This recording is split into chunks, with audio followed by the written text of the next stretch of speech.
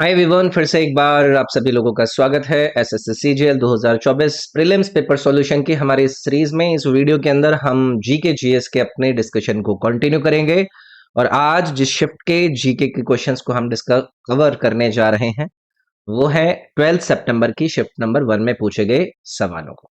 तो चलिए फिर चर्चा को शुरू करते हैं। इससे पहले के जितने भी आपके वीडियोस हैं, आपको इस वीडियो के डिस्क्रिप्शन में उसका प्लेलिस्ट लिंक मिल जाएगा। आप पिछले डिस्कशंस को भी देख सकते हैं। चलिए भी आगे बढ़ते हैं। आगे बढ़ने से पहले अगर आप में से कोई ऐसा स्टूडेंट है जो कि पहली बार प्लेटफॉर्म पर आया है, तो ये मेरा एप्लीकेशन है ADU24। इसको आप जरूर डाउनलोड करके ट्राई कीजिएगा, जिसमें आपकी तैयारी के लिए मैंने बहुत सारी चीजें आपको प्रोवाइड कर रखी हैं। एक बार खुद से एक्सप्लोर कीजिएगा, वरना टाइम यहाँ पर बहुत ज्यादा लग जाएगा। जैसे कि ये दो कोर्सेज हैं जिसमें आपके आज तक के जितने भी जीके जीएस के सवाल हैं वो आपके प्रोवाइडेड हैं, जितने भी इंग्लिश के सवाल हैं वो आपके प्रोवाइडेड हैं। और ऐसे ही आगे आने वाले समय में मैथ और रीजनिंग के भी कोर्स नजर आएंगे। इन कोर्सेज को आप यूज करके कोई भी प्रैक्टिस बुक खरीदने की जरूरत नहीं है, तो ट्राई इनको जरूर करना है आप लोगों को। ऐसे ही ये 4 कोर्सेज हैं जिसमें कि इंग्लिश, मैथ, रीजनिंग और जीके का आपको कंप्लीट कवरेज में धीरे धीरे करके अपलोड कर रहा हूँ। बहुत ज्यादा हेल्पफुल है। हर एग्जाम की टेस्ट सीरीज आपको मिलती हैं और बाकी की भी बहुत सारी चीजें हैं। तो चलिए भाई, इस क्लास के पहले सवाल पर हम आते हैं। सवाल को ध्यान से पढ़ेंगे। जिन जीवों में कोई परिभाषित केंद्रक या कोशिकांग नहीं होता है, उन्हें कौन से जगत में वर्गीकृत किया जाता है? आप लोगों में से अगर किसी ने भी अच्छे से बायोलॉजी का कवरेज किया होगा तो आपको ये अलग अलग प्रकार के किंगडम्स के क्लासिफिकेशन यानी कि किंगडम्स के वर्गीकरण के बारे में पढ़ाया जाता है। अब इन्होंने कहा है कि वो ऑर्गेनिजम्स जिनके अंदर कोई डिफाइंड न्यूक्लियल या फिर ऑर्गेनल्स यानी कि कोशिकांग नहीं होते हैं, आप लोगों को एक किंगडम पढ़ाई जाती है जिसको हम जानते हैं मोनेरा किंगडम। इन्हीं का ये क्या है, एक कैरेक्टरिस्टिक है। इनका कोई भी डिफाइंड न्यूक्लियस नहीं होगा या फिर कोई भी कोशिकांग नहीं होगा। ये आप लोगों को याद रखना है। अच्छा, इसके अलावा मोनेरा किंगडम की ना कुछ और भी इंपॉर्टेंट कैरेक्टरिस्टिक्स होती हैं। इसी मोनेरा किंगडम के कुछ आपके जो जीव हैं उनमें आपको सेल वॉल्स नजर आती है, लेकिन कुछ में आपको ऐसे भी नजर आएगा कि सेल वॉल प्रेजेंट नहीं है। इस मोनेरा किंगडम के अंदर आपको आपके कुछ ऐसे भी जीव नजर आएंगे जो कि क्या है, ऑटो ट्रॉफिक है, यानी कि अपना जो भोजन है वो खुद बना लेते हैं, खुद सिंथेसाइज कर लेते हैं। और कुछ ऐसे भी होते हैं जो कि हेट्रोट्रॉफिक होता है। हेट्रोट्रॉफिक यानी कि ऐसे जीव जो कि अपना जो भोजन है वो एनवायरनमेंट से क्या करता है, ऑब्टेन करता है। मोनेरा के एग्जाम्पल्स आप लोगों को भी देखो आइडिया होना चाहिए। बैक्टीरिया इसी कैटेगरी के अंदर आता है। और कौन होता है भाई, ब्लू ग्रीन एल्गे, ये भी आपका मोनेरा किंगडम के अंदर आता है। और इसके अलावा एक और इंपॉर्टेंट याद रखिएगा जो कि पेपर में भी पूछा गया था हाल ही में, माइकोप्लाज्मा। ये किसके एग्जाम्पल हैं? ये इस मोनेरा किंगडम के एग्जाम्पल्स हैं। बाकी के भी कुछ यहाँ पर किंगडम्स दिए गए हैं, जैसे कि फंगाई क्या होते हैं, ये हेट्रोट्रोफिक यूकैरियोटिक ऑर्गेनिजम्स होते हैं। Heterotrophic eukaryotic. अब हेट्रोट्रोफिक कौन है? जो कि एनवायरनमेंट से अपना जो भोजन है उसको प्राप्त करता है। तो फंगाई का आप याद रखेंगे, हेट्रोट्रोफिक यूकैरियोटिक ऑर्गेनिजम्स है। इसके अंदर अगर आपसे कैरेक्टरिस्टिक्स पर नहीं जाएंगे, बहुत ज्यादा एग्जाम्पल हो जाएंगे। इसका एग्जाम्पल आप याद रखिएगा। इसमें आपके आ जाते हैं, यीस्ट आ जाएगा, आपके मोल्ड्स हो जाएंगे। और कौन आ जाता है इसमें? मशरूम भी आ जाता है। ठीक है, तो ये फंगाई किंगडम के क्या है, एग्जाम्पल है। भाई यहां पर आप लोगों को प्रोटिस्टा के बारे में भी दिया गया है, तो इसके भी हमें कुछ गुण पता होने चाहिए। तो ये होते हैं भाई सिंगल सेल्ड, यानी कि एक कोशिकीय यूकैरियोट्स होता है। यूकैरियोट्स। अगर आपसे प्रोटिस्टा के बारे में पूछा जाए, कई सारे और भी इसके अंदर गुण होंगे, जैसे कि आमतौर पर अगर आप इनको देखेंगे तो ये एक्वेटिक होते हैं, यानी कि पानी वगैरह में पाए जाते हैं। इनका जो रिप्रोडक्शन होता है वो असेक्सुअल और सेक्सुअल दोनों वे में होता है। प्रोटिस्टा के अंदर आपको वेल डिफाइंड न्यूक्लियस मिलता है। वेल डिफाइंड नाभिक इसके अंदर आपको देखने के लिए मिलता है, और इनके जो कोशिकांग होते हैं ना, उसमें आपको मेम्ब्रेन भी देखने के लिए मिलती है। अच्छा, प्लांटे आपका बच गया, जगह वैसे स्लाइड पर है नहीं। प्लांटे किंगडम को आप जब यू नो डिस्क्राइब करते हैं, तो इसमें जितने भी यूकैरियोटिक है वो सारे के सारे आ जाते हैं, जिसमें क्लोरोफिल कंटेनिंग आपको ऑर्गेनिजम्स नजर आते हैं। ठीक है भाई। अब ये जो किंगडम प्लांट है, इसी को 5 मेजर डिवीजन में बांटा जाता है। तो चलो एक बार लिख देते हैं, जो प्लांटे को आप डिवाइड कर रहे हैं वो कौन कौन से 5 मेजर डिविजन्स में डिवाइड करते हैं। इसमें एल्गे आ जाता है, जिसको थैलोफाइटा भी कहते हैं, मैं यहाँ पर लिख देता हूँ। चलो, एल्गे के अलावा और कौन आएगा आपका, ब्रायोफाइट्स। ब्रायोफाइट्स आपके इस प्लांटे के अंदर आ जाएंगे। पेटिडोफाइट्स, इन सभी पर मैंने ऑलरेडी चर्चा करी करी हुई है, आपके जिम्नोस्पर्म्स और एंजियोस्पर्म्स। अब ये क्या होते हैं, किनको आप कहते हैं, किसके अंदर फ्लावर होता है, वो सब बातें आपका कभी और डिटेल में करेंगे। फिलहाल मैंने आप लोगों को यहाँ पर जो किंगडम प्लांटे है उसके 5 मुख्य जो डिवीजन है वो मैंने लिखकर बता दिए। चलिए भाई आगे बढ़ते हैं। अगला सवाल है, भारत के शास्त्रीय नृत्यों में एक कथकली मुख्य रूप से भारत के निम्नलिखित में से किस राज्य में किया जाता है। यार ये क्लासिकल डांसेस रिलेटेड आप लोगों के सवाल पूछ ले जाते हैं। कथकली का नाम आता है तो आप लोगों को रटा हुआ है कि ये आपका केरला राज्य से है। ठीक है। तो इसमें काफी वाइब्रेंट कॉस्ट्यूम्स को पहनते हैं, अच्छे से वो मेकअप वगैरह लगाते हैं, फेस मास्क लगाते हैं, फिर आंखों को ऐसे ऐसे करके नहीं लगता है। तो इसमें क्या होता है, इसमें स्टोरी प्ले होता है। ये एक स्टोरी को इसमें अपने नृत्य के जरिए ये एक्सप्लेन कर रहे होता है। ठीक है, तो याद रखिएगा। बाकी आप लोगों से ऑलरेडी चर्चा कर रखी है, अभी आगे कभी आएगा तो और हम इस पर डिस्कशन करेंगे। ठीक है। अगला सवाल है, 2002 में जाकिर हुसैन को किस पुरस्कार से सम्मानित होने वाले सबसे कम उम्र के तालक वादक बनते हुए नजर आए। देखो आप लोग सोचोगे कि सर जी 2002 का इन्होंने करंट अफेयर पूछ लिया। 2002 का करंट अफेयर नहीं पूछा है इन्होंने, उस्ताद जाकिर हुसैन का देहांत हो गया था 2023 के अंदर।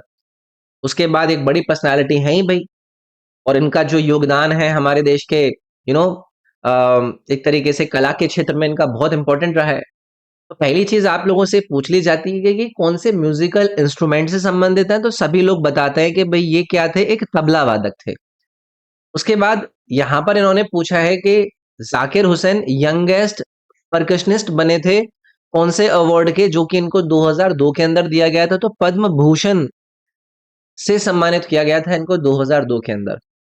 इसके अलावा इनको लेकर एक और सवाल आप लोगों से पूछा जा चुका है कि जाकिर हुसैन ने ना एक अमेरिका का बहुत बड़ा बैंड है, उनके साथ इन्होंने कोलैबोरेट किया था, उनके साथ वहां पर तबला वगैरह बजाया था। तो उस बैंड का नाम अगर आपको याद ना हो तो याद रखिएगा, द बीटल्स। तो इन पर बहुत सारे सवाल पूछे जा चुके हैं, जैसे कि कल को मान लीजिए कि इनको 1988 में क्या मिला, तो पद्म श्री इनको 1988 के अंदर दिया गया था। पद्म भूषण इनको कब दिया गया, 2002 में दिया गया। ऐसे कई सारे, संगीत नाटक एकेडमी भी इनको मिला हुआ है, संगीत नाटक एकेडमी इनको 1990 में आई थिंक इनको मिला था, मेरे ख्याल से हाँ 1990 में इनको मिला था। तो ऐसी चीजें यार हमें पता होनी चाहिए। अच्छा चलो, ये तो हमने यहां पर जान ली। अब आपको पता है कि आपके एग्जाम में कौन सी इंपॉर्टेंट रचना के कौन फाउंडर है, या कि कौन सी एल्बम किसने लिखी है, वो पूछ ली जाती है। अगर कल को ये पूछ लें कि बताइए कि Saturday night in Bombay, Saturday night in Bombay, ये जो एल्बम है वो किसने लिखी, जाकिर हुसैन जी ने लिखी। या फिर द बिलीवर एल्बम किसने लिखी, जाकिर हुसैन ने लिखी। तो यार ऐसी चीजें इंपॉर्टेंट हो जाती है, इनको प्लीज आप लोग देख के रखिएगा। ठीक है, चलिए आगे बढ़ता है। राइजोबियम, नाइट्रोसोमोनस और नाइट्रोबैक्टर जैसे सूक्ष्म जीवों का उपयोग निम्नलिखित में से किसके लिए किया जाता है। देखो, सवाल आपका एक बहुत ही स्टैटिक फॉर्म में पूछा गया है, लेकिन ये जो न्यूज यहाँ पर इन्होंने पूछी है ना, सवाल पूछा है इसलिए पूछा है क्योंकि करंट में इससे संबंधित बातें आई थी। Microbes like Rhizobium, Nitrosomonas and Nitrobacter को यूज किया जाता है किस लिए। अब यहाँ पर ना कुछ साइकिल लिखी गई है, अगर आपको इन साइकिल्स के बारे में पता है तो भाई देखो आप लोग एक्सप्लेन कर सकते हैं, आप इस सवाल का आंसर कर सकते हैं। जैसे कि कार्बन साइकिलिंग क्या होता है? कार्बन साइकिल के अंदर कई सारी प्रक्रियाएं होती हैं, कई सारे प्रोसेसेस होते हैं, जिसमें आपको एक प्रोसेस नजर आता है फोटोसिंथेसिस का, जिसमें आपको नजर आता है रेस्पिरेशन का, श्वसन का, आपको नजर आता है डिकम्पोजिशन का, जो अपक्षय होता है, और आपको नजर आता है कंबशन का। तो जैसे प्लांट्स की बात होती है, वो क्या एब्जॉर्ब करते हैं? कार्बन डाइऑक्साइड वो क्या करते हैं? एब्जॉर्ब करते हैं ना, जब फोटोसिंथेसिस यानी कि प्रकाश संश्लेषण की प्रक्रिया होती है। जबकि जो एनिमल्स होते हैं वो रिलीज करते हैं CO2 अपने रेस्पिरेशन के जरिए, अपने श्वसन क्रिया के जरिए CO2 को रिलीज करते हैं। तो जो कार्बन साइकिल का हम जिक्र कर रहे हैं, उसमें आपको पता चलता है कि कार्बन को स्टोर करा जाता है अलग अलग रिजर्वॉयर्स के अंदर। जैसे कि हमारे एटमॉस्फेयर के अंदर आपको कार्बन डाइऑक्साइड का स्टोरेज देखने के लिए मिलेगा। जो ओशियंस हैं, जो हमारे समुद्र है, उनके अंदर ये जो कार्बन डाइऑक्साइड है वो आपको डिसॉल्व नजर आती है ऑर्गेनिक कार्बन के रूप में। सॉइल के अंदर ये आपको नजर आएंगे। ह्यूमन एक्टिविटीज के अंदर जैसे कि फॉसल फ्यूल्स को लोग कंबशन करते हैं, उनको जलाते हैं, डिफॉरेस्टेशन होता है। तो ये क्या आपका सारा का सारा जो योगदान है, ये कार्बन साइकिल का एटमॉस्फेयर के अंदर इंक्रीज होना एक कारण बनता है, जिसकी वजह से ग्लोबल वार्मिंग और क्लाइमेट चेंज जैसी बातें होती हैं। तो जहां पर कार्बन आपका उत्पन्न हो रहा है और सर्कुलेट हो रहा है, जिन जिन प्रोसेसेस के अंदर फोटोसिंथेसिस, रेस्पिरेशन, डिकम्पोजिशन या फिर कंबशन, इसको कार्बन साइकिल का नाम ले लिया जाता है। यहाँ पर कहीं पर भी राइजोबियम, नाइट्रोसोमनाज और नाइट्रोबैक्टर का मैंने नाम लिया नहीं लिया ना, अब हम आ जाएंगे नाइट्रोजन साइकिल को समझने के लिए। सबको पता है कि भाई नाइट्रोजन क्या है, एक बहुत ही इंपॉर्टेंट घटक है, किसका? प्रोटीन का, है कि नहीं? और अगर मैं प्रोटीन की बात कर रहा हूं तो प्रोटीन क्या है? एक तरीके से बिल्डिंग ब्लॉक है किसी भी लिविंग टिश्यू का। कोई भी जो जीवित ऊतक होता है या फिर टिश्यू होता है, उसकी बिल्डिंग, उसके डेवलपमेंट में जो नाइट्रोजन और प्रोटीन है वो अपना महत्वपूर्ण रोल अदा करते हैं। नाइट्रोजन साइकिल का जब हम डिस्कशन कर रहे हैं ना, तो हमें पता होना चाहिए कि प्रोटीन के अंदर इसकी कितनी प्रतिशत मात्रा नजर आती है? लगभग 16%। ये एक सवाल आप लोगों से पूछ सकता है, ठीक है? और प्रोटीन आपका अलग अलग फॉर्मेट में फिर कन्वर्ट होता है नाइट्रोजन साइकिल्स के अंदर, जैसे कि इसको आप अमोनिया में कन्वर्ट देखते हैं, या फिर जो नाइट्रेट्स होते हैं या फिर नाइट्राइट्स होते हैं, इसमें आप इसको कन्वर्ट होता हुआ देखते हैं। कब? जब ये प्लांट्स इनको लेते हैं, उससे पहले ये अमोनिया और नाइट्रेट या फिर नाइट्रेट्स जैसी चीजों में पहले ये आपके इन्वॉल्व होता है। तो जो नाइट्रोजन फिक्सेशन है हमारे पृथ्वी के ऊपर, वो तीन तरीके से किया जाता है। अब वो तीन तरीके कौन कौन से हैं? पहला है माइक्रो ऑर्गेनिजम्स के द्वारा। माइक्रो ऑर्गेनिजम्स में आपके कौन कौन आ जाएंगे? बैक्टीरिया और ब्लू ग्रीन एल्गे। इसके अलावा जो इंडस्ट्रियल प्रोसेस है, जो औद्योगिकरण प्रक्रियाएं हैं, जैसे कि फर्टिलाइजर फैक्ट्रीज वगैरह है, वहां पर ये आपको फिक्स होता हुआ नजर आता है नाइट्रोजन। उसके अलावा तीसरे नंबर पर आ जाता है जो एटमॉस्फेयर के अंदर घटनाएं होती हैं, जैसे कि थंडर होता है, लाइटनिंग होती है, उसके जरिए। समझ रहे हो? तो यहाँ पर आप लोगों से इन्होंने पूछा था कि microbes like Rhizobium, Nitrosomonas, Nitrobacter are used for what? इनको आप यूज होता हुआ देखेंगे नाइट्रोजन साइकिल के अंदर। याद रखेंगे, कार्बन साइकिल मैंने आपको ऑलरेडी एक्सप्लेन करी दी। वाटर साइकिल क्या है? एक हाइड्रोलॉजिक साइकिल है, जो आपके वाटर का जो सर्कुलेशन है पृथ्वी के ऊपर, उसको बताता है कि एटमॉस्फेरिक सिस्टम के अंदर सोलर एनर्जीज को ड्राइव ड्राइव करती है। अलग अलग रिजर्वॉयर के अंदर एटमॉस्फेयर में आपका ये जो पानी है वो स्टोर्ड है, ओशियंस में, लेक्स में, रिवर्स में, सॉइल में, ग्लेशियर्स में, स्नो, वेट फील्ड्स के अंदर। तो उस पूरे चक्र को आप वाटर साइकिल बोल देते हैं। ऐसे ही सल्फर साइकिल आपको नजर आती है, ठीक है? तो यहाँ पर उन्होंने माइक्रोब्स लाइक राइजोबियम, नाइट्रोसोमनाज और नाइट्रोबैक्टर के बारे में पूछा था, तो उसका संबंध हमने यहाँ पर नाइट्रोजन साइक्लिंग से जाना। अगला सवाल है, वित्तीय समावेशन के लिए राष्ट्रीय मिशन कौन सा है जिसका उद्देश्य किफायती तरीके से वित्तीय सेवाएं अर्थात बुनियादी बचत और जमा खाते, धन प्रेषण, ऋण, बीमा, पेंशन तक पहुंच सुनिश्चित करना है? अलग अलग प्रकार की आपकी भाई स्कीम आती है, मिशंस आते हैं, चर्चाओं में रहते हैं। आप मेरा अगर वीकली करंट अफेयर पढ़ोगे तो आपको खुद समझ में आ जाएगा, क्योंकि चर्चा में रहने वाली किसी भी स्कीम को आप लोगों के साथ में दोबारा से एक्सप्लेन करता हूं। तो इन्होंने यहाँ पर पूछा है कि वो कौन सा नेशनल मिशन है फॉर फाइनेंशियल इंक्लूजन जो कि इंश्योर करता है फाइनेंशियल सर्विसेज जैसे कि बेसिक सेविंग्स और deposit accounts, remittance, credit, insurance, pension और को एक एफोर्डेबल तरीके से। तो आपको यहाँ पर नजर आ रहा है पीएमजेडीवाई, जिसको हम कहते हैं प्रधानमंत्री जन धन योजना। तो ये एक फाइनेंशियल इंक्लूजन स्कीम ही है जिसको भारत सरकार के द्वारा लॉन्च किया गया था। अब यहीं से आप लोगों से अगर ये पूछ लें कि इसको कब लॉन्च किया, किसने लॉन्च किया, तो इसको नरेंद्र मोदी जी के द्वारा लॉन्च किया गया था। और कब लॉन्च किया गया था? 15 अगस्त को लॉन्च किया गया था। कौन से साल में लॉन्च किया गया था? 2014 में लॉन्च किया गया था। इसके अंदर कई सारे फिर डिटेल हैं, जैसे कि जो अकाउंट होल्डर्स हैं उनको फ्री डेबिट कार्ड और एक्सीडेंट इंश्योरेंस का कवर प्रोवाइड किया जाएगा, लगभग 1 लाख रुपए तक का। तो जो फाइनेंशियल इंक्लूजन हमारे देश के अंदर है उसको प्रमोट करने में ये बहुत इंपॉर्टेंट रोल अदा करती है प्रधानमंत्री जन धन योजना। ठीक है भाई। देखो यहाँ पर क्या है ना, कुछ और भी योजना है, तो एक बार इनके ऊपर भी हमें ध्यान देना चाहिए, जैसे कि दीनदयाल अंत्योदय योजना। इसको जून 2011 में लॉन्च किया गया था, जो मिनिस्ट्री ऑफ रूरल डेवलपमेंट है उनके द्वारा। इसका उद्देश्य क्या है दीनदयाल अंत्योदय योजना का? कि भाई एक एफिशिएंट और काफी इफेक्टिव इंस्टीट्यूशनल प्लेटफॉर्म्स बनाए जा सके रूरल गरीबों के लिए, सो दैट के वो अपनी जो हाउस होल्ड इनकम है, अपनी जो घर की आमदनी है, उसको इंक्रीज कर सकें कई सारे अलग अलग तरीकों को अपना के। तो ये आप याद रखिएगा, ये वर्ल्ड बैंक इसको फाइनेंस करता है। तो ये इंपॉर्टेंट एक बन जाती है। ऐसे ही यहाँ पर दीनदयाल उपाध्याय ग्रामीण कौशल योजना यहाँ पर दी गई है। ये जो रूरल यूथ होता है उनको स्किल प्रोवाइड करने के लिए लॉन्च करी गई जाती है। तो इसको 2014 के अंदर ही लॉन्च करा गया था भाई। ठीक है। तो ये एक इम्पोर्टेंट है। इसमें जो यूथ ये टारगेट करता है वो 15 साल से 35 साल के यूथ को टारगेट करता है कि भाई इनको हम स्किल प्रोवाइड करेंगे, इनको अच्छे से हम ऐसी चीजें प्रोवाइड करेंगे ताकि अपने आप को स्किल कर पाए और अपनी जो आजीविका है उसको बेटर बना पाए। ठीक है। चलिए भी आगे बढ़ते हैं। What is net investment? शुद्ध निवेश क्या है? अब मान लीजिए कि भाई आप लोग अपनी एक कंपनी खोल के बैठे हैं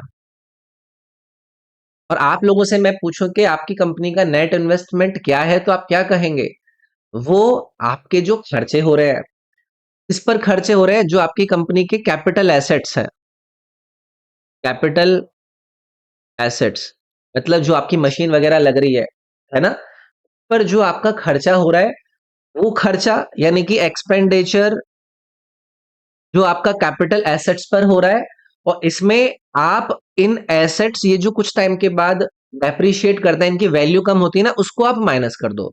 तो ये होता है आपका नेट इन्वेस्टमेंट। तो आपका ग्रॉस इन्वेस्टमेंट माइनस जो आपकी जो वैल्यू है उन मशीनरीज की, वो कम हो रही है, तो ग्रॉस इन्वेस्टमेंट, उसमें से आप डेप्रिशिएशन निकाल दो, ये बनता है आपका नेट इन्वेस्टमेंट। समझ गए ना कि कैपिटल इन्वेस्टमेंट यानी कि ग्रॉस इन्वेस्टमेंट जो आपने अपनी मशीनों को खरीदने में लगाया, फिर इसमें से आपको माइनस करना पड़ेगा जो मशीन आपने खरीदी 3 साल 4 साल पहले, वो जितनी उसकी वैल्यू कम हो गई उसको आप माइनस करेंगे, तो वो होगा आपका नेट इन्वेस्टमेंट। समझ गए? चलिए भी आगे बढ़ते हैं। अगला सवाल ये पूछ रहे हैं कि भाई मैच ऑफ द फॉलोइंग करो। इंस्टीट्यूट्स दिए गए हैं और इनका जो फाउंडर है ब्रिटिश इंडिया के अंदर उनसे। चलो भाई, इंस्टीट्यूट्स आपको इधर दिए गए हैं, इधर उनके फाउंडर्स के नाम दिए गए हैं। सबसे पहला नाम दिया गया है यहाँ पर एशियाटिक सोसाइटी ऑफ बंगाल। देखो बहुत इंपॉर्टेंट है, और अगर आपसे पूछा जाएगा कि इसको कब स्थापित किया गया था, तो 1784 में इसको स्थापित किया गया था। इसके द्वारा किया गया था, इसको करा गया था भाई सर विलियम जोन्स के द्वारा। ये सीधे सीधे एक इंडिविजुअल सवाल बनकर आपके पेपर के अंदर आ जाएगा। इसमें क्या था, इसमें जो ओरिएंटल स्टडी हुआ करती थी उसको इनकरेज करने पर बात हुई। ठीक है। इसको जो गवर्नर जनरल था उस समय पर, कौन था भाई इस समय पर गवर्नर जनरल? वॉरेन हास्टिंग, उसने भी सपोर्ट किया था। तो ये है आपका एशियाटिक सोसाइटी ऑफ बंगाल। फिर दिया गया है जी आपको संस्कृत कॉलेज ऑफ बनारस। इसको किसके द्वारा फाउंड किया गया था और कब किया गया था? पहले हम बात करें, 1791 में इसको फाउंड किया गया था।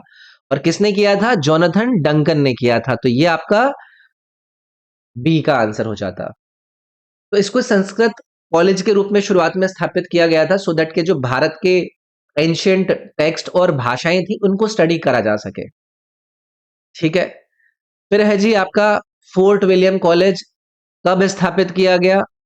18 में स्थापित किया गया। और किसके द्वारा किया गया? लॉर्ड वेलेस्ली के द्वारा किया गया। तो यहां पर सी आपका आ जाएगा। इनिशियली इसका जो उद्देश्य था वो ये था कि जो इनके अंग्रेजों के सिविल सर्वेंट हुआ करते थे ना, उनको एशियन लैंग्वेजेस और कल्चर्स को लेकर ट्रेन किया जाए। फिर है भाई आपका कलकत्ता मदरसा। इसको स्थापित कब किया गया था? 1781 में स्थापित किया गया था, सो दैट के जो मुस्लिम लॉज हैं और उनसे रिलेटेड सब्जेक्ट्स हैं उनको स्टडी किया जा सके। किसने किया था? ये वॉरेन हास्टिंग ने किया था। ये सारी चीजें आपका जो भी आंसर बनता है तो यहाँ पर आपका डी आ जाएगा। तो ए का 4, फिर आपका बी है थर्ड पे, ये फिर सेकंड, और फिर 1। तो 4321, 4321 ये देखो आपका बी विकल्प में यहाँ पर दिया गया है। चलिए आगे बढ़ते हैं। अगला सवाल है, हेमिस त्योहार किस राज्य और केंद्र शासित राज्य में मनाया जाता है? आप लोगों को शाम के 8 बजे मेरी एक ल्यूसेंट जीके की डिस्कशन चलती है, वहां पर आप लोगों को मैं बुद्धिज्म वाले टॉपिक पर सवाल करा रहा था। वहां पर भी ये वाला आपका एक सवाल आया था। तो होता क्या है ना, एक गुरु थे जिनका नाम क्या था? पद्म संभव। मैं यहाँ पर लिखता हूँ, गुरु पद्म संभव। इनकी बर्थ एनिवर्सरी को सेलिब्रेट करने के लिए ये हेमिस जो त्योहार है इसको सेलिब्रेट किया जाता है, जो कि लद्दाख के अंदर बुद्धिस्ट ट्रेडिशन में एक बहुत बड़ा त्योहार है। जो टूरिस्ट वगैरह जाता है वो भी यहाँ पर इंपॉर्टेंट होता है। ठीक है, तो याद रखेंगे, इंपॉर्टेंट है, ऐसी चीजें आप लोगों से बार बार पूछ ली जाती हैं। चलिए भाई आगे बढ़ते हैं। अच्छा, अगर मैं इस आपके मतलब फेस्टिवल की बात कर रहा हूं तो यहाँ पर ना एक डांस को भी परफॉर्म किया जाता है। वो डांस का नाम क्या है? छम डांस। ये भी याद रखिएगा कि जब ये आपका हेमिस फेस्टिवल मनाया जाता है ना, तो छम डांस और बाकी के जितने भी इनके ट्रेडिशनल डांसेस होते हैं उनको हेमिस मोनेस्ट्री के अंदर परफॉर्म करता है। हो सकता है ये भी कल को पूछ ले। चलिए भाई आगे बढ़ता है। अगला सवाल है, एक जेवलिन जो थ्रो करी जाती है एथलीट के द्वारा, वो कौन सी मोशन में चलती है? पहली चीज तो जेवलिन के बारे में पता है ना, वो जो भाला फेंक वाली आपकी टेक्निक होती है। तो एक लाइट स्पीयर डिजाइन होता है जिसको फेंकना होता है। जैसे पहले तो एंशियंट टाइम में इसको मारने के लिए लोग यूज करते थे, ग्रीक्स टाइम में। तो इसमें उसको पकड़ते हैं और फिर फेंकने का काम होता है, इसको भाला फेंक कहते हैं।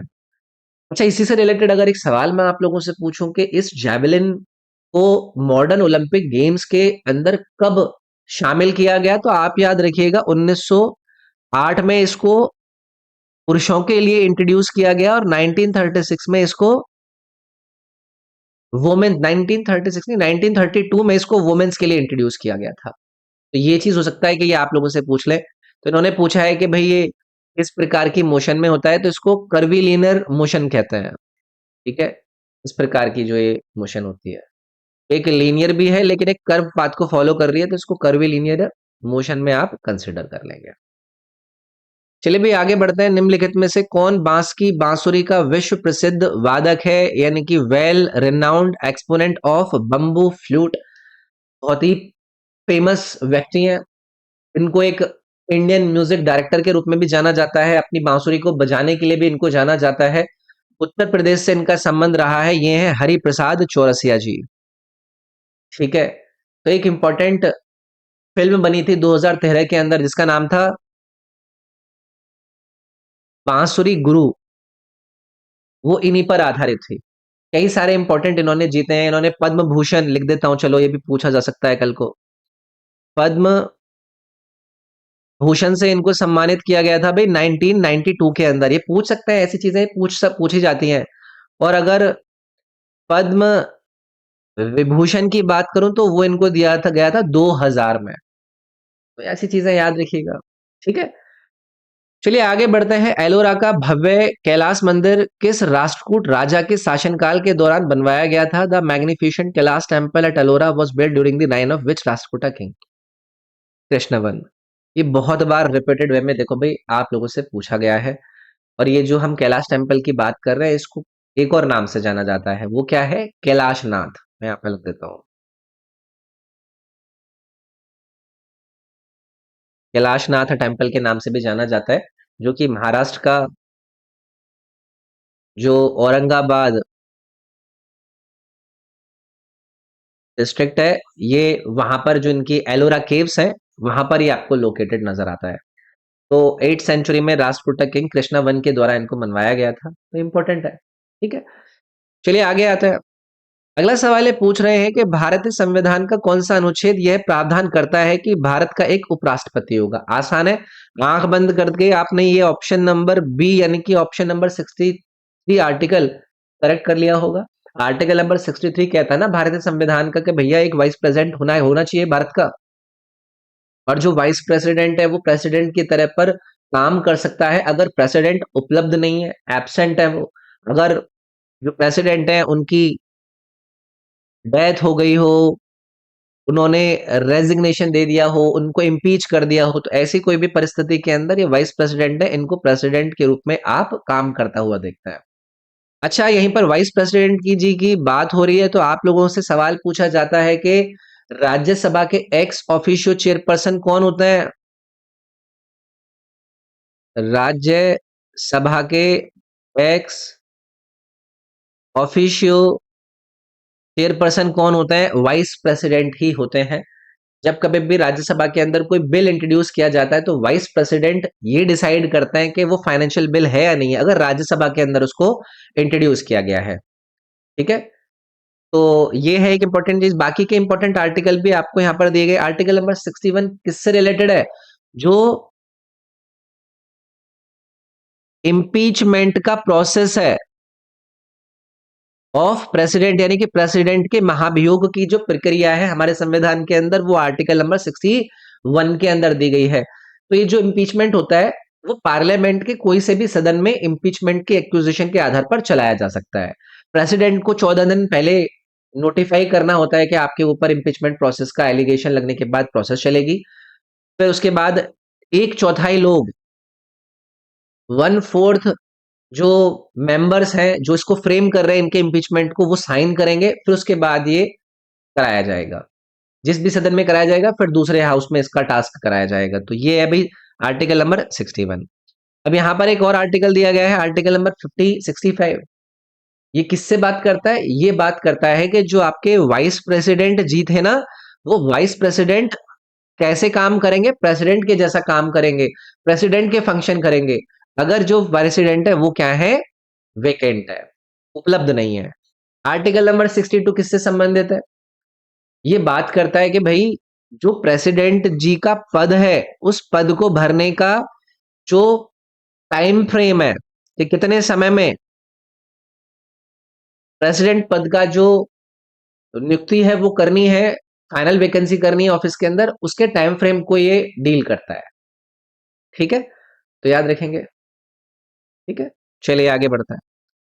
अगला सवाल है, पूर्वांचल हिमालय में शामिल नहीं है इन चार में से कौन सा? Purvanchal Himalaya does not comprises of what? देखो भाई, अगर हमें आइडिया है, हमने ज्योग्राफी को अच्छे से पढ़ा है, तो आप लोगों को ये जो पीर पंजल रेंज दी गई है इसकी लोकेशन कहां पर है?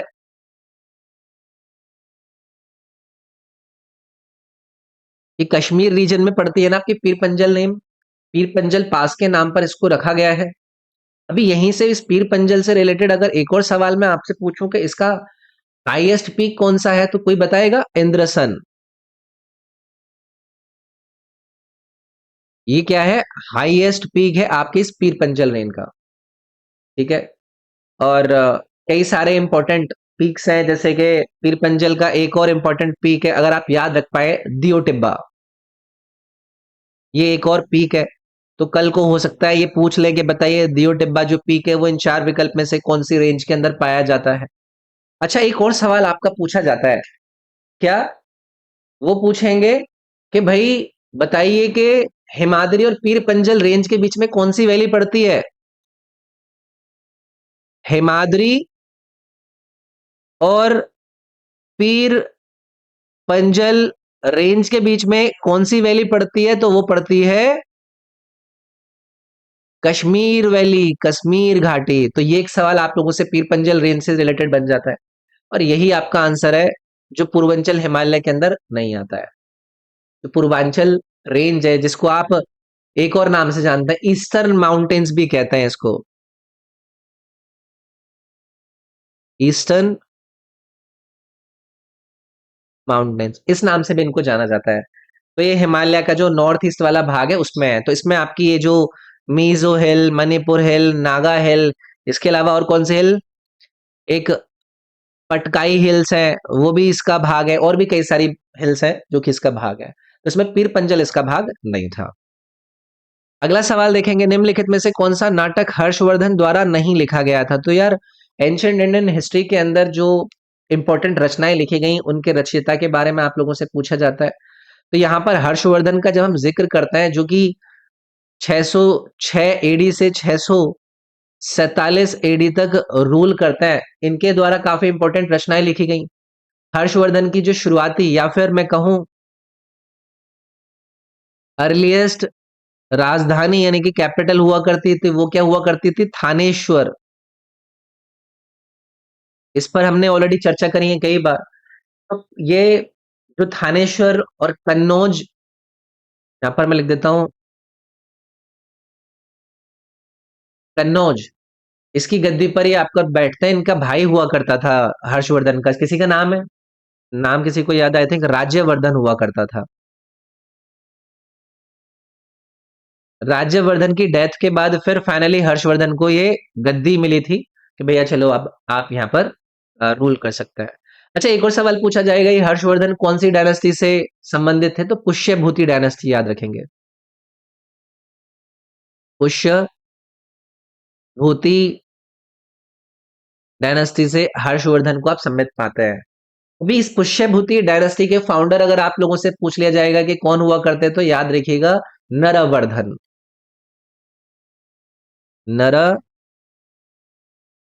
नरवर्धन के द्वारा ये क्या करी गई थी? पुष्यभूति डायनेस्टी फाउंड करी गई थी। ठीक है, तो फिर ये 606 के अंदर फाइनली गद्दी पर आकर बैठते हैं और कई सारे नाम से इनको जाना गया है। मगध के ऊपर इन्होंने विजय प्राप्त करी थी। पहले ये थानेश्वर में थे, फिर अपनी कैपिटल को ये कन्नौज में शिफ्ट करते हैं। काफी बड़ा इनका साम्राज्य हुआ करता था। तो इनकी कई सारी रचनाएं थी।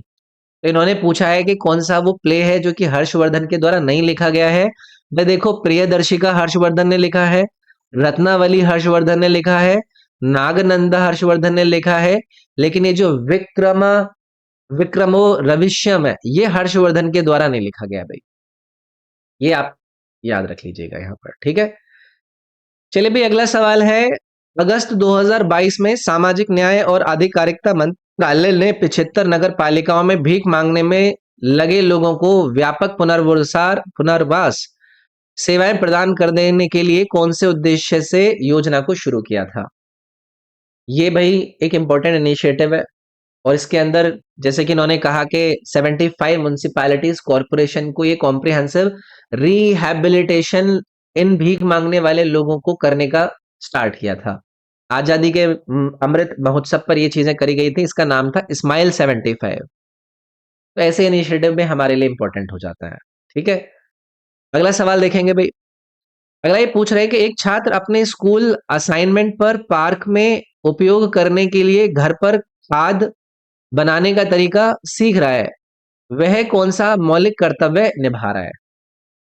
एक स्टूडेंट अपने एक स्कूल असाइनमेंट पर वो क्या कर रहा है, एक सेशन ले रहा है कि आपको कंपोस्ट कैसे बनाना चाहिए घर में ताकि वो उसको पार्क में यूज कर पाए। तो ये पूछ रहे हैं कि कौन सी फंडामेंटल ड्यूटी को ये परफॉर्म कर रहा है? क्या ये व्यक्तिगत और सामूहिक गतिविधि के क्षेत्र में उत्कृष्टता की ओर प्रयास करना? यार ये फंडामेंटल ड्यूटी से संबंधित थोड़े ना है। प्राकृतिक पर्यावरण की रक्षा और सुधार करना, ये फंडामेंटल ड्यूटी को ये भाई साहब निभा रहे हैं। फंडामेंटल ड्यूटी मौलिक कर्तव्यों का जब जिक्र होता है तो सभी को पता है भाग नंबर 4A के अंदर ये इंक्लूडेड है। इसको हमारे संविधान के अंदर 42nd अमेंडमेंट एक्ट 1976 के जरिए ऐड किया गया था। जिस कमेटी ने इसको रिकमेंड किया था वो कौन सी कमेटी थी? वो थी स्वर्ण सिंह कमेटी। तो जो फंडामेंटल ड्यूटीज होती हैं वो नॉन जस्टिसेबल होती हैं, मतलब आप उनको जाकर कोर्ट में वो नहीं कर सकते। अच्छा, फंडामेंटल ड्यूटी का जो आइडिया है इसको कौन से कॉन्स्टिट्यूशन से इंस्पायर होकर लिया गया है? रशिया के कॉन्स्टिट्यूशन से इंस्पायर होकर लिया गया है। कितनी फंडामेंटल ड्यूटीज है भाई? टोटल 11 फंडामेंटल ड्यूटीज है। कौन से पार्ट में आती हैं, मतलब कौन से आर्टिकल के अंदर आती है? 51A में आती है। चलिए भी आगे बढ़ते हैं। भारत ने निम्नलिखित में से किस वर्ष पहली बार आईसीसी पुरुष क्रिकेट वर्ल्ड कप जीता था? जितने भी क्रिकेट प्रेमी है सभी लोग लगा देंगे 1983। और रणवीर सिंह की कपिल देव वाली मूवी आई थी, कपिल देव इसमें कैप्टन थे। और ये लॉर्ड्स क्रिकेट ग्राउंड में मैच हुआ था। चलिए आगे बढ़ते हैं। अगला सवाल है H2SO4 का ऑक्सीडेशन नंबर ज्ञात कीजिए। भाई आप में से अगर कोई भी H2SO7 का ही पूछ रहा है, मेरी केमिस्ट्री की क्लास ली है तो मैंने वहां पर ऑक्सीकरण संख्या यानी कि ऑक्सीडेशन नंबर को निकालने के आप लोगों को तरीके बताए हैं। मैंने आप लोगों को बताया था कि जो हाइड्रोजन होता है उसकी ऑक्सीडेशन नंबर कितनी होती है? 1 होती है। मैंने आप लोगों को बताया था कि जो ऑक्सीजन होता है, ऑक्सीजन की ऑक्सीडेशन नंबर कितनी होती है? -2 होती है। अब यहां पर आप लोगों को किसकी निकालनी है? एस की निकालनी है। तो किसी भी कंप्लीट प्रोडक्ट की जो ऑक्सीडेशन नंबर होती है ना वो 0 होती है। एच की कितनी है? +1, लेकिन एटम्स कितने हैं? 2। तो मैं क्या करूंगा? 2 + 1। एस की मुझे निकालनी है, उसको मैंने एक्स मान लिया। ओ कितने हैं? 7। तो 7 एटम्स है, ऑक्सीडेशन स्टेट और ओ की कितनी थी? -2। तो ये कितना हो गया? +2 + x -14। तो यहां से आ गया आपका x का वैल्यू 12। तो कितनी? अच्छा, S2 है ना, S2 है यानी कि x के कितने एटम है? 2। तो यहाँ पर 2x चल रहा होगा। x की वैल्यू यहां से कितनी आ जाएगी? 6 आ जाएगी। ऑप्शन नंबर यहां पर आपका डी हो जाता। ठीक है, ये करेंगे कभी, इस पर चर्चा और करेंगे। अगला सवाल है, which of the following is not an amendment made to the airport economic regulatory authority amendment act 2021। देखो अलग अलग एक्ट आते रहते हैं। लोकसभा के अंदर airports economic regulatory authority of India amendment bill आया था 2021 के अंदर, मार्च के महीने में। तो एक पुराना एक्ट है जो कि 2008 में आया था। 2008 के अंदर एक एयरपोर्ट इकोनॉमिक रेगुलेटरी अथॉरिटी का एक्ट आया था, उसको इसमें ये मॉडिफाइड कर रहे थे इस आपके अमेंडमेंट के अंदर। ठीक है, तो ये जो हम airport authority economic regulatory authority की बात करते हैं ना, उसको इसी एक्ट के जरिए फाउंड किया गया था। तो इसमें इनको कुछ मॉडिफिकेशंस करने थे। तो प्रमुख एयरपोर्ट वह होता है जिस पर सालाना कम से कम 35 लाख यात्रियों का आवागमन होता है। तो ये इसके अंदर नहीं रखा गया था। बाकी की जो इंपॉर्टेंट चीजें हैं कि भाई गवर्नमेंट किसी भी एयरपोर्ट को कॉल कर सकती है कि भाई वो मेजर एयरपोर्ट होगा या नहीं होगा नोटिफिकेशन के द्वारा, और बाकी की चीजें। तो ऐसे कभी कभी एक्ट के अंदर मेजर इंपॉर्टेंट जो पॉइंट्स होते हैं उनको लेकर ही सवाल पूछ लेते हैं। अगला है, भारत ने हॉकी में अपने ओलंपिक पदार्पण किस वर्ष किया था? यानी कि इंडिया ने ओलंपिक डेब्यूट हॉकी के अंदर अब किया था। तो भाई अगर कल को ये आपसे पूछे कि 1920 के जो ओलंपिक गेम्स थे उनका आयोजन कहां पर किया गया था? एम्स्टरडेम में किया गया था, ये भी याद रखिएगा। तो अपने डेब्यूट के अंदर भारतीय हॉकी ने कौन सा गोल्ड मेडल जीता था? गोल्ड मेडल जीता था। किसको हराया था इन्होंने फाइनल में? नीदरलैंड्स को हराया था। तो ऐसी चीजें आप लोगों को याद रखनी है, तो काफी इंपॉर्टेंट है। फिर उसके बाद हमने 6 लगातार गोल्ड जीते थे, पता है? 1928 से लेकर 1956 तक लगातार 6 गोल्ड जीते थे भारतीय हॉकी टीम ने। चलिए भी आगे बढ़ता है। अगला सवाल है, निम्नलिखित में से किसे 2022-23 में आयोजित भारत के G20 के लिए शेरपा के रूप में चुना गया? शेरपा फॉर इंडियाज G20, जिसको 2022-23 में आयोजित किया गया था। अमिताभ कांत है भाई इसमें।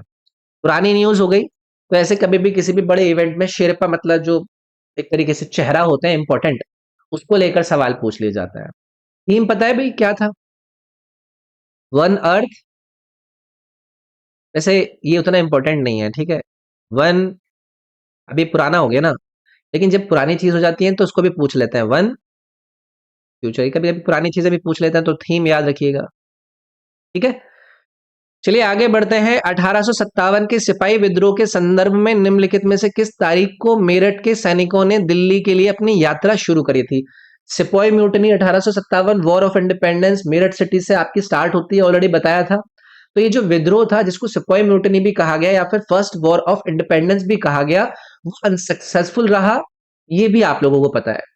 तो भारतीय जो सिपाही थे उन्होंने मेरठ से इसकी शुरुआत करी थी कि भाई जो अंग्रेजी ब्रिटिश ईस्ट इंडिया कंपनी थी उनकी सर्विसेज को लेकर इनके अंदर काफी ज्यादा मतलब गुस्सा था। इसके बाद मेरठ से शुरू होकर ये दिल्ली, आगरा, कानपुर एंड लखनऊ जैसे इंपॉर्टेंट सेंटर्स में ये आपकी आगे बढ़ती है। तो इसमें एक डेट है भाई 10 मई की। तो हुआ क्या, 10 मई से पहले 6 मई को एक इंपॉर्टेंट घटना हुई थी। जो मेरठ के अंदर 19 सोल्जर हुआ करते थे उसमें से 85 सोल्जर्स ने मना कर दिया कि भाई जो आपके ग्रीस्ड कार्टेजेस हैं हम इनको अपने दांतों से फाइट नहीं करेंगे। फिर उनके बाद ये जो आपके 85 सोल्जर्स थे इनको ना 10 साल की सजा दे दी गई, कोर्ट मार्शल किया गया इनके ऊपर, इनसे इनकी यूनिफॉर्म उतरवाई गई, पूरी पूरी क्राउड के सामने इनसे इनकी यूनिफॉर्म उतरवाई गई। फिर पूरे देश के अंदर ये फैल गया, पटना के अंदर फैला, राजस्थान के अंदर भी फैला, लगभग 1 साल तक ये चला और फिर इसको 1858 के अंदर लगभग सप्रेस कर दिया गया था। तो ये एक इंपॉर्टेंट चीज है, ठीक है। फिर फाइनली पीस रिक्लेम किया था लॉर्ड कैनिंग ने। लेकिन आप लोगों से इन्होंने पूछा था कि भाई जो जर्नी थी दिल्ली के लिए, क्योंकि 6 तारीख तक को ये पूरा माहौल बन गया था, फिर 10 तारीख को वो डेट चुना गया था कि भाई चलो दिल्ली चलते हैं, वहां पर जाकर देखते हैं, बातचीत करते हैं जो आपके लाल किले के अंदर महाराज बैठे हैं उनसे कि चलो भाई आप हमारी हेल्प करेंगे या नहीं करेंगे, ठीक है। अगला सवाल है, हरित क्रांति प्रौद्योगिकी के परिणाम स्वरूप अनाज उत्पादन 1965-66 में 75.4 मिलियन टन से बढ़कर 1978-79 में कितना मिलियन टन हो गया? भाई टफ सवाल की कैटेगरी में इससे कहूंगा मैं। हरित क्रांति में जो एग्रीकल्चर प्रोडक्टिविटी थी उसमें बढ़ोतरी हुई थी, प्रोडक्ट मतलब काफी अच्छे से इसको लाया गया था, है ना। और अगर मैं पूछा जाए कि इसको भारत के अंदर किसको हम ग्रीन रेवोल्यूशन का फादर कहते हैं तो आप लोग कहेंगे कि एमएस स्वामीनाथन को फादर ऑफ ग्रीन रेवोल्यूशन के रूप में जाना जाता है। ये इतने हो गई थी, अब इसमें क्या ही है ना। इसको बाद में नोबेल पुरस्कार भी दिया गया था 1970 के अंदर। चलिए भी आगे बढ़ता है। अगला सवाल है, निम्नलिखित विकल्पों में से भारत की सबसे पुरानी लोहा और इस्पात कंपनी की पहचान करिए। अच्छा सवाल है, इसको याद रखेंगे भाई, ठीक है। इसको जो टाटा जी के सबसे पुराने यानी कि दोराजी टाटा के द्वारा फाउंड किया गया था 1907 के अंदर। याद रखेंगे तो ये एक इंपॉर्टेंट बन जाता है, सबसे पुरानी स्टील कंपनी। ये है अंतिम सवाल, ये पूछ रहे हैं कि निम्नलिखित में से एशिया की सबसे बड़ी कृत्रिम झील कौन सी है? Largest artificial lake of India, answer will be Bhopal lake. Bhopal को एक और नाम से जाना जाता है, सिटी ऑफ लेक्स के नाम से, ठीक है। कई सारी इसके अंदर वाटर बॉडीज है, जैसे कि एक भूज ताल है, एक भोज ताल करके और एक और है जिसको बोला जाता है छोटा तालाब, ठीक है। तो ये लेक्स है, तो याद रखेंगे, ये सवाल आपको हो सकता है कल कोई पूछ ले, ठीक है। बाकी इसमें और भी इंपॉर्टेंट लेक दी गई हैं, जैसे कि नैनी लेक है। तो आप लोगों को पता है कि ये जो उत्तराखंड के सीएम रहे हैं त्रिवेंद्र सिंह रावत, उन्होंने इसको इनैग्रेट किया था क्वालिटी असेसमेंट सिस्टम के इसके, तो ये एक इम्पोर्टेंट थी। इसके अलावा यहाँ पर आपको और भी लेक का नाम दिया गया है, जैसे कि डल लेक है, तो डल लेक की लोकेशन आप लोगों से पूछ ली जाएगी तो कश्मीर में है, ये उत्तराखंड में। चिल्का लेक की लोकेशन भी आपको पता है, ये कहाँ पर है? उड़ीसा में है। बाकी इनसे संबंधित जानकारी आती रहती है तो वो हम डिस्कस करते रहता है। तो भाई ये था आपका डिस्कशन जिसको हमने यहाँ पर कवर किया। आई होप आपको मजा आया होगा, मजा आया तो इस वीडियो को लाइक जरूर करना है, शर्माना नहीं है। वीडियो के कमेंट सेक्शन में कमेंट करके आप बता सकते हैं कि आपको कितना फायदा हो रहा है, और भी कुछ अगर आपको सजेशंस चाहिए तो आप लोग कमेंट करके मुझे पूछ सकते हैं। वीडियो अपने साथियों के साथ भी आप शेयर कर सकते हैं। बाकी मैं आप लोगों से अगले शिफ्ट में मिलता हूँ, इस शिफ्ट में आपके लिए इतना ही। अपना ख्याल रखिए, thank you, take care, bye bye.